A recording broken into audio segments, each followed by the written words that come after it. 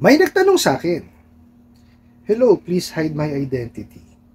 Nakita ko po kasi videos nyo po sa TikTok, kaya i-ask ko lang po kung legit po ba tong sale of debt.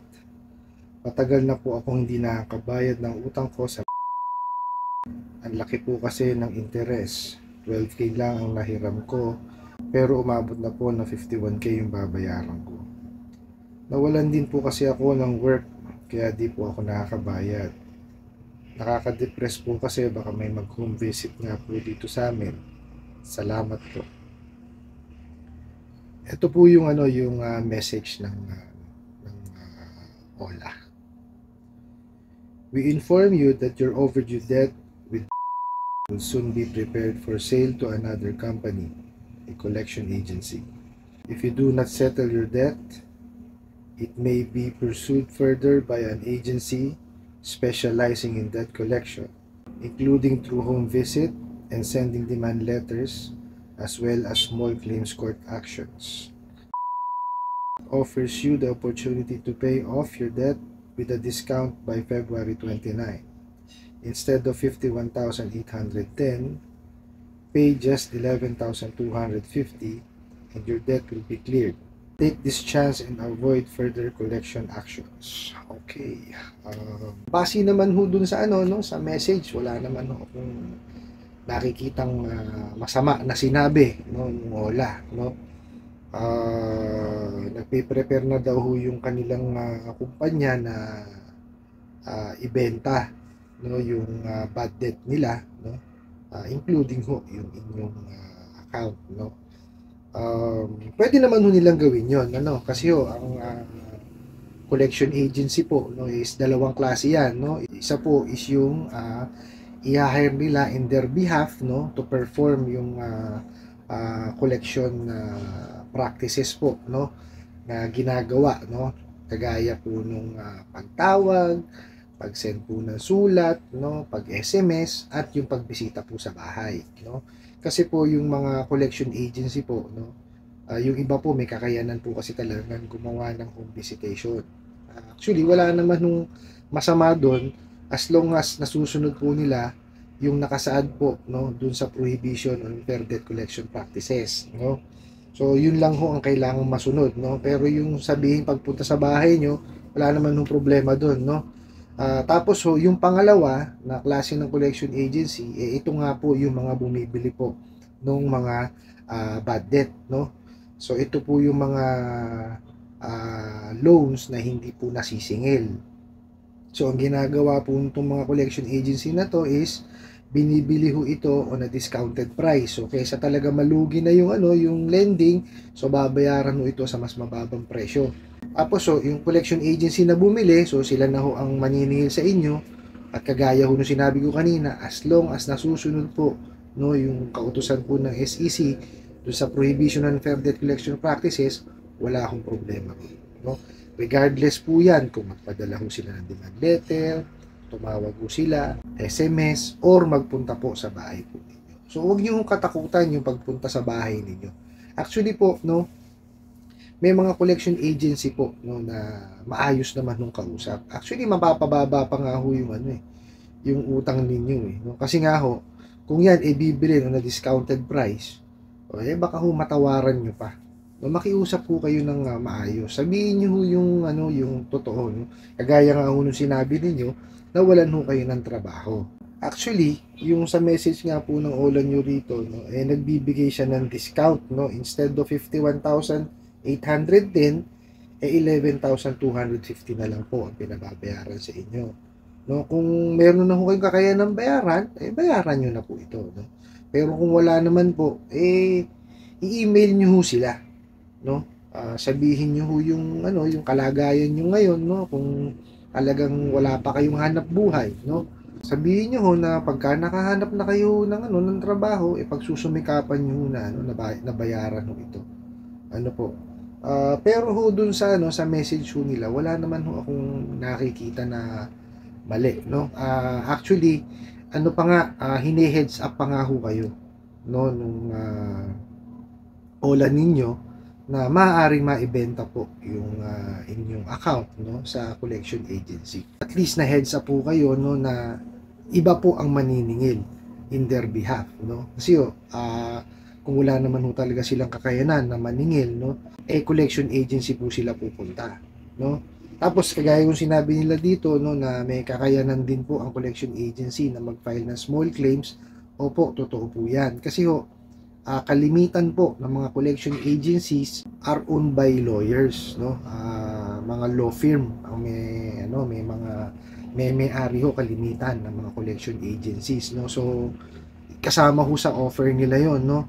For example po, no, kung yung isang kumpanya, no, is nag-hire or nanghingi ng assistance, no, ng collection agency at for example po commission based, no, sila po ang magpe-perform po ng trabaho na 'yon, no? Kasi kumbaga non-performing loans na ho 'yon. So instead ho na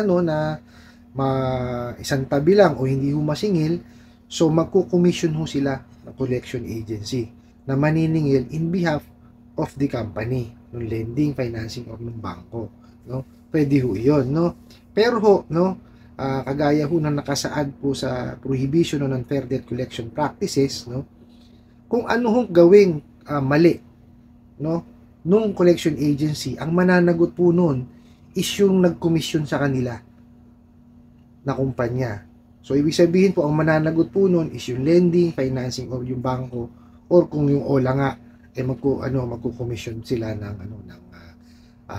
collection agency. So ganun po 'yun, no.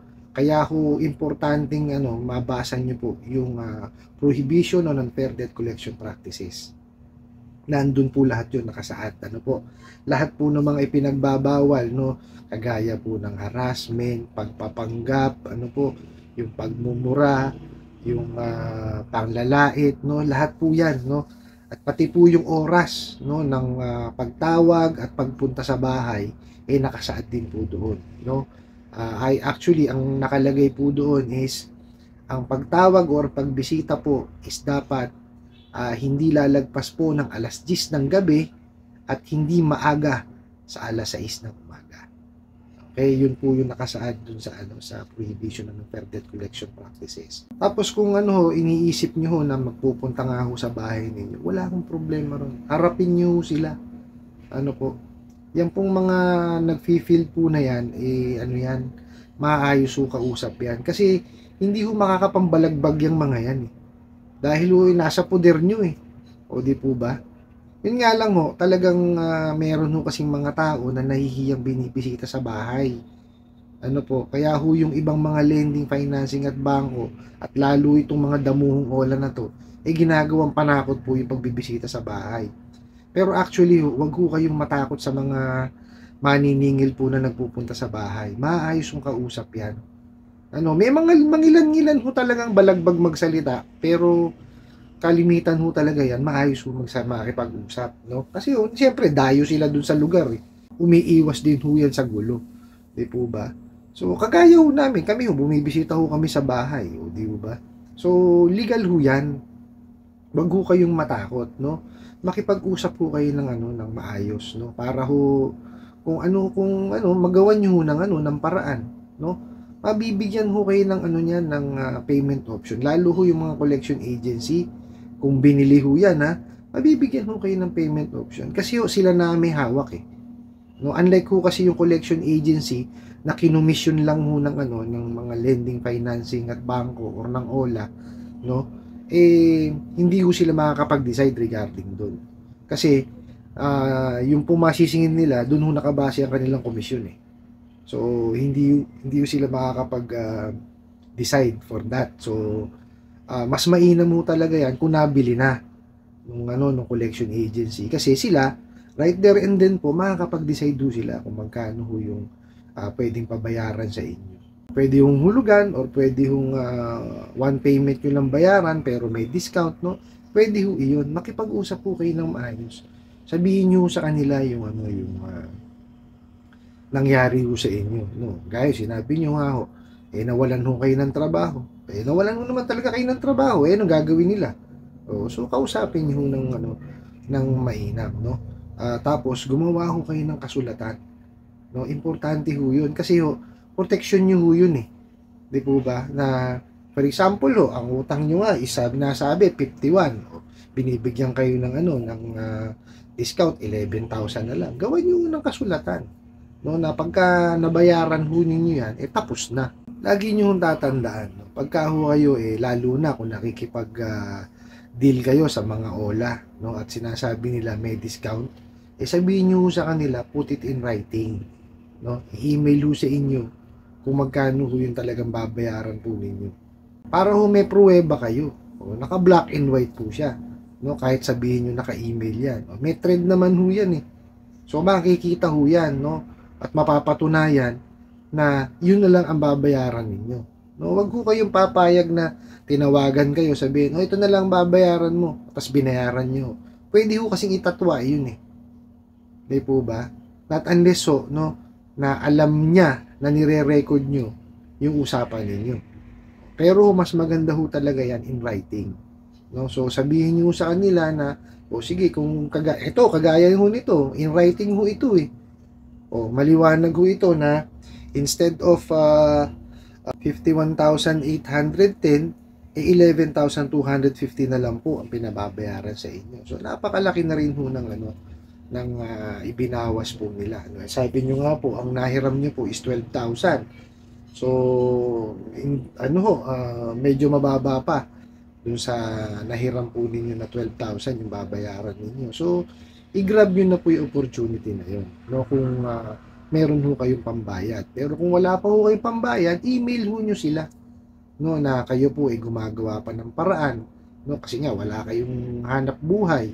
No? At sa oras na magkaroon kayo ng hanap buhay, babayaran nyo sila. Pag-iipunan nyo kanyo. No? Hindi nyo naman kanyo patatakbuhan yung inyong obligasyon. No? Ganun lang ko, no, makipag-usap po kayo ng maayos. Kung maayos ho silang kausap. Ngayon, kung hindi ho sila maayos kausap, santabi nyo ho muna, huwag nyo stressin ang sarili ninyo. Ganun lang ho yun, no. Huwag nyo hong pressurein ang sarili ninyo. Huwag nyo siyang stressin, no. Kasi yan ho ang gusto ng mga OLA na yan. No, yung stressin yung isip ninyo. Kasi pag na-stress ho kayo, na-depress, ano nangyayari, di ba? Nakakagawa ho kayo ng hindi tama. Kagaya ho no, makakapangutang na naman kayo sa ibang OLA. Itatapal nyo dito. Mangungutang na naman kayo, wala na ho. No, yun ho ang gusto niyang mga yan. Di ba? Kasi kumikita sila naguguyo ho kayo ng mga damuho na yan di po ba? Kaya kayo ho kalma lang, no? Pagka yung tinawagan kayo, nagalit agad, sabihin nyo sa kanila na sige, harasin mo ko ng harasin. Hindi ko complain kita sa SEC, sa NPC, no? O saan mga sangay ng gobyerno na pwede silang i-complain. Po ba? I-flash ho natin. Ayan po yung mga sangay ng gobyerno na po pwede nyo silang i-complain. Di po ba? Tatameme ho yan, mga yan. Pagka yan, sinabi ninyo. No? Kasi ang mga OLA, no, pag nagpakita ko kayo ng takot yan sa mga yan, no, lalo kayong ihaharas niyang mga yan, no, paalam niyo sa kanila na may alam ho kayo sa batas. Kaya ako ginagawa itong mga ganitong klase ng mga content. Para ho kahit papano, may matutunan ho kayo, no, sa batas ho natin dito sa Pilipinas with regards po sa pagpapautang. Kasi importante po na may alam po tayo dyan. No? Pero hindi ko naman ho ibig sabihin na, na baragin nyo sila na, ganito, ganyan. Hindi ho ganun. Makipag-usap po kayo ng maayos. No? Kasi ako ho, danas ko ho yan. No? Yung may alam sa batas. No? Pa lang ho ako pa-intro pa lang ako sabihin sa akin, alam ko obligasyon ko. Ganito, ganyan. Kumbaga, binara na ho ako. So, hindi na lang ho ako kumibo. Ang ginawa ko na lang inantay ko yung sinasabi niyang araw ng pagbabayad, hindi ho tumupad, binalikan ko po. Tsaka ho kami nakapag-usap ng maayos. Hindi ko ho siya sinalubong yung init niya. Kasi po, pag sinalubong ko yung init ng ulo niya, ala ang mangyayari sa amin. Baka ho magbabag lang kami. Di po ba? Ayoko naman ho napapaaway ba? Mahirap na ho yun. Bukod sa mako-complain na ho tayo, mababasag pa ho yung mukha natin. Di po ba? Basag-basag na nga ho eh. Mababasag ba? Di po ba? Basta ho, kausapin nyo silang maayos. Kung makikipag-usap po ng maayos. Ngayon, kung hindi naman ho, huwag nyo muna silang pansinin. No, i-relax nyo lang yung sarili ninyo. Basta ang gawin po ninyo, gumawa ho kayo ng paraan kung paano nyo mababayaran. No? Kung may trabaho ho kayo, pag-ipunan ninyo. Kung wala ho kayong trabaho pa, maghanap po kayo ng trabaho. Pag nakahanap na kayo, tsaka nyo siya pag-ipunan. At ang pinaka-importante po is, maghanap po kayo ng side hustle. Kasi ho, sa panahon ho ngayon, hindi na ho uubra na isang trabaho lang. No? Kailangan ho talaga, at least, may side hustle kayo. No? Tsaka para hindi na ho kayo nanghihiram sa mga ola na yan. Kasi, ang nangyayari ho, parang hanap buhay na rin ho ang ola eh. Di ho ba? Pagka nagipit, sa kanila lalapit. Ang nangyayari, pag hindi ho nabayaran, ayan. Actually ho, hindi nyo dapat kinatatakutan yung pagpunta sa bahay ninyo or pagpa-file nila ng small claims, no? Kasi ho, yan pwedeng pag-usapan no? Mas mahirap po yung ginagawa nitong mga olan na to Yung panghaharas po. Mas masakit sa ulo yung ginagawa nitong mga to. Biruin nyo, tatawagan kayo ng tatawagan. Po ba hanggang di kayo sumasagot? May message kayo ng kung ano-anong kalokohan. Tatawagan ho ang mga contacts po ninyo na ninakaw nila. O di po ba? Pag nakausap nyo naman, babalagbagin kayo, mumurahin pa kayo. Mas mahirap po yung ginagawa nila na yan Mas nakaka-stress yan Kesa ho yung pupuntahan kayo sa bahay or if magpa-file sila ng small claims. Kasi pag pinuntahan kayo sa bahay, makakapag-usap kayo na maayos. Pag nag-file sila ng small claims at may mali silang ginawa, mababaliktad sila. O di po ba? So wag niyo katakutan yung sasampahan kayo ng small claims, or pupuntahan kayo sa bahay. Kung gagawin nila, gawin ho nila. Wala akong problema ron. Harapin nyo, kung ganun. No? Napapakiusapan po yan. Lalo ho sa korte. Mapapakiusapan nyo po yan. No? Wag ho nyong katakutan. No? Lalo kung naharas kayo, hindi ho, hindi uubra yung mga ola na yan. No? Kasi, papaboran ho ng korte, kayo. Lalo kung nakapagpresenta ho kayo ng ebidensya na naharas ho kayo, at lalo ho kung cyber libel ang ginawa, yung ipinuso kayo sa social media ng may mali siya, toda sila. May kulong pa ho sila. Tapos lalo ho yan, ang taas-taas ho ng interest. Ang laki-laki ng kinakaltas.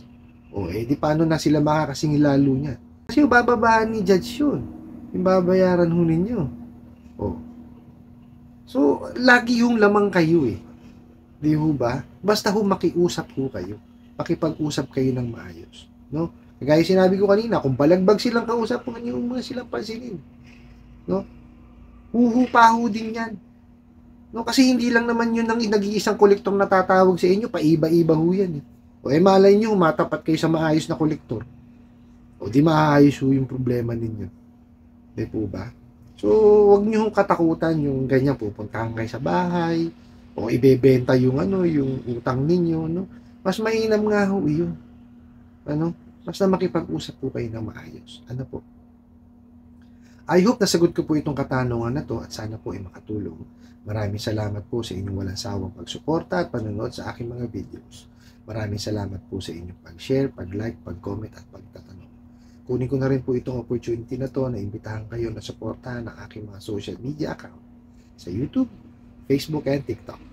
Hanggang sa muli po, yun lang.